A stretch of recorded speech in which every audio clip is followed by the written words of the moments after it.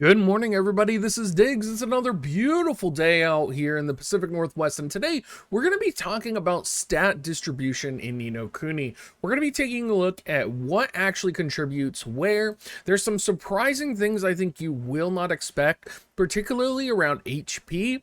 So let's go ahead and dig in.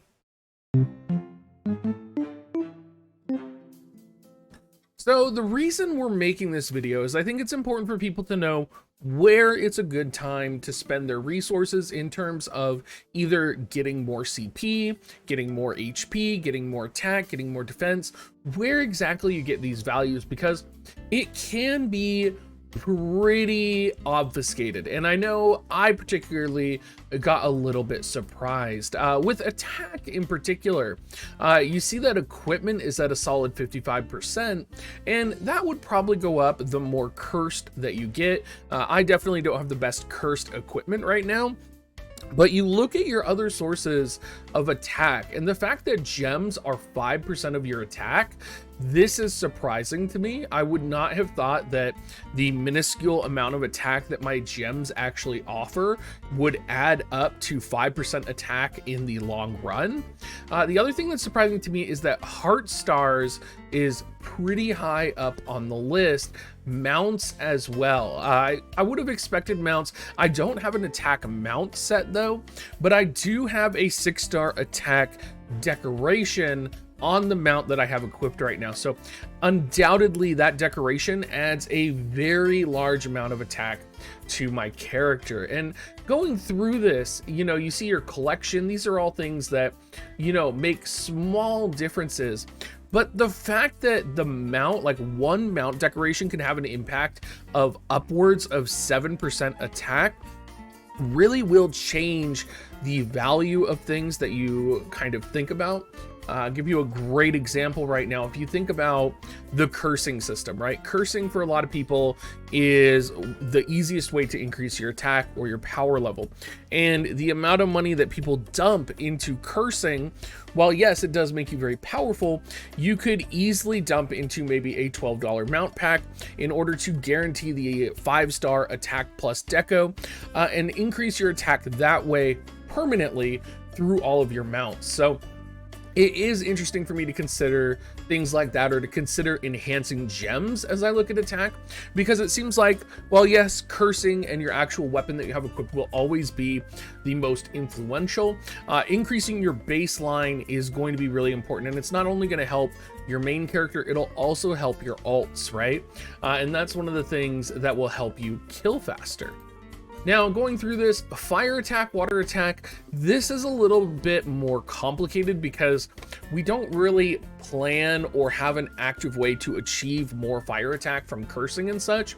So you do see that equipment is actually the lowest stat here, and you do get more from journal, from titles, from 4-leaf clovers, honor, heart stars. You tend to see that these increase through that. And I don't really prioritize elemental attack anymore. I think most of the time you're better off prioritizing regular attack, but it is nice to have these passive increases. And I think a lot of these just come naturally, and there's, you could, for example, increase your heart stars a little bit more to get more elemental attack, but in the long run you're probably going to be better off investing in other sources of increased stats. You see a similar pattern with like fire defense and such. So a lot of the specific elemental defenses or offenses, you're probably just better off siphoning your resources into the raw either attack or defense values. Defense is interesting as well. It does come from equipment, 6% from familiars. I do have a defensive familiar set on the build I have right now, so that's not too surprising. But again, what's surprising to me is 4% of my defense comes from gems, which I wasn't expecting, 5% from heart stars, 10% from mounts, right? 9% from my collection. These are all things that I would not have thought that my defense was coming from. Pets, the newly released pet system, 3.6% of my defense comes directly from pets. So again, this is one of those things where if I were to have two stats that I would prioritize throughout the game, it would always be attack and defense. And I know, for example, that I don't have very many defense gems or defense decos for my mounts. I probably want to prioritize some attack and defense decos. Now, defense probably won't save me in the long run in like PvP. Again, I would prioritize attack first, but it is interesting to know where these stats are coming from. And especially when we get to HP right here, I think it's surprising that HP only 28% comes from equipment. Gems make up almost 7% of your total HP, at least in my case. Mounts 10% as well, but where it really surprises me is the Tetro puzzles are actually my second highest source of HP in the game. And that makes sense, because if you go to your puzzles and we like take a look at the puzzles that are going on, they actually offer a lot of HP as stats, right? We'll just take a look at the deer, for example. I'm getting 4,000 HP from this deer alone, and this deer isn't optimized at all. This isn't a puzzle that is fully optimized, and I think optimization is something you may want to start thinking more about now, particularly in terms of stats. And I'll just show you an example here. We'll talk about Vulcan here. My Vulcan has 2400 HP, but you can see he gives 832 accuracy because I did prioritize the puzzle pieces that were up and right, or the accuracy pieces. Previously, I had attack here, and I figured out why am I doing that? I could fit double accuracy in here on each one, and I increased my total accuracy by about 600. So this is one of those situations where it was quite easy to do that, and I basically sacrificed 64 attack times 4, so 240 attack for almost 600 plus accuracy is absolutely bonkers to me. So I would say it might be worthwhile to go through your puzzles and evaluate where they're at, how you can change them, if there's any way you can upgrade them, because they do give a ton of HP, but they also could give, for example, more accuracy than maybe critical resist, or maybe attack and defense less so than accuracy. So, you know, just something to think about as you are going through these stats, because they do make a larger difference than I think people realize. And you can see that I'm here farming right now. I'm farming to unlock the next puzzle book. And that's because I feel like the puzzle book, even though, you know, we say, oh, it's only 7k CP, or, you know, oh, it's only 8k CP, right? I think it is tangibly very important to actually unlock these for your character. And then you get into things like Dual Yard, right? Where Dual Yard actually doubles the amount of HP that you would effectively get, right? Because when you are getting HP, you're doubling your HP whenever you go into Dual Yard. So you're effectively in a PvP situation getting double the HP growth, which is pretty important. Accuracy and evasion, we do see very little accuracy coming from equipment, and this is something we've talked about and we've known about for a while. I even prioritize cursing my gear with accuracy on it just to try and get more accuracy, but almost all of my accuracy right now comes from my mounts. 31% of my total accuracy comes from mounts, 10% from my collection, 13% from my puzzles, and 8% from my pets. And accuracy is one of those messy stats that I think we tend to underestimate in this game. And when you really notice it, when you really notice your accuracy taking a dip, is when you start shifting your gear to non-awakened pieces of gear. So right now, for example, I have Chronos and I have Milky Way, but I won't shift fully to my Chronos or my Milky Way because that gives base accuracy up, or my other weapons give base accuracy up, right? So if I switch to those weapons, I would start missing a lot more because I don't have one of those weapons awakened 3. You can see here that I have a base accuracy rate, right? You can see that it's 15% right now, probably because I have 3 awakened equipments on my gear. Let's go ahead and take a look at that. I'm pretty sure that's probably why it's plus 15%.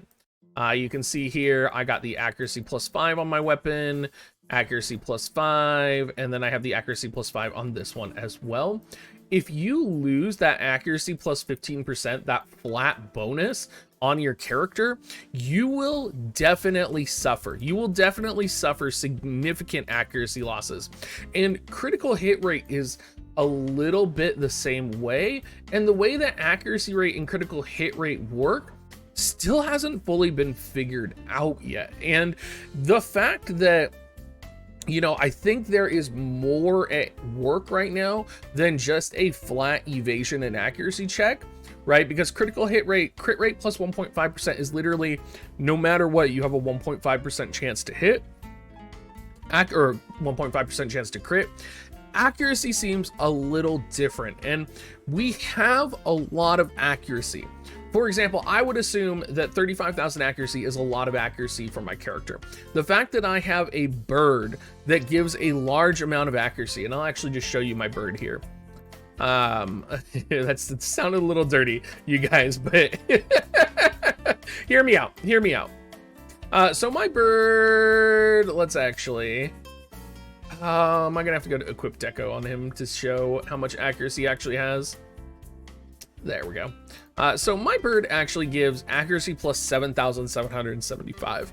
And if I were to either switch to my alt character with no awakened weapons, start killing, and then switch the bird on and switch the bird off, I'm not sure I would notice a huge difference from that 700 or 7,775 accuracy. So I think there may be more to this conversation and more to discuss around accuracy, because I feel like right now, even when I have this bird, I would like to think that it helps me hit more and it helps my DPS significantly.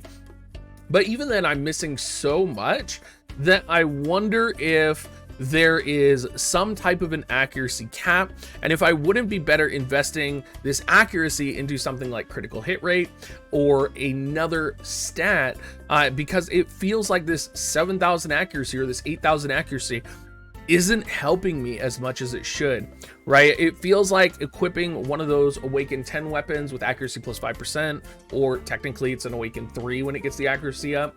Like, it feels like that has a significant impact, but it feels like actually having accuracy stats on your character doesn't have a huge impact right now. So that's one thing I would like to investigate. It's definitely going to be difficult to test it, but it's something that I'm noticing and thinking about pretty intently right now. Similarly, evasion, most of my evasion comes from mounts as well, about 30%. And I noticed that, for example, if I'm going to go fight enemies, right? And let's say I'm fighting higher level monsters. If anyone is level 100 out there and you try and take on multiple packs around level 100, sometimes you can die. And I've actually found it's better to equip the gear that gives just basic attack evasion for survival than actually stacking evasion at all on my character. I can't tell the difference when I stack evasion on my character. And so it really makes me wonder what is going on with evasion. It makes me wonder what is going on with accuracy, because these two stats, and to a lesser extent crit as well, seem to be very oddly inaccurate. It very much seems like maybe the plus accuracy or the plus evasion is only used for like a basic check, right? Like, oh, are you going to hit? Yes or no? Not necessarily like a you know, what's your chance of hitting, but almost like a guaranteed, and then there's other factors that factor in.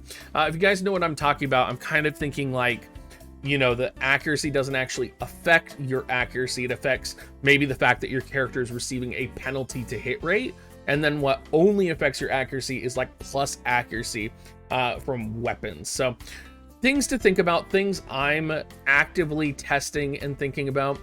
Critical resist is very much the same way. And then kind of all of the other things I haven't, like, you're not really going to see much use for through here, but things to think about. And I hope through this video, I'd be curious to know what all of you guys think around what's optimal and what isn't, because there's a lot to talk about here, and I think there's a lot that is not known in the Ni no Kuni world and community, and I would love to learn more. So thank you so much for watching, everybody, and have a great rest of your day.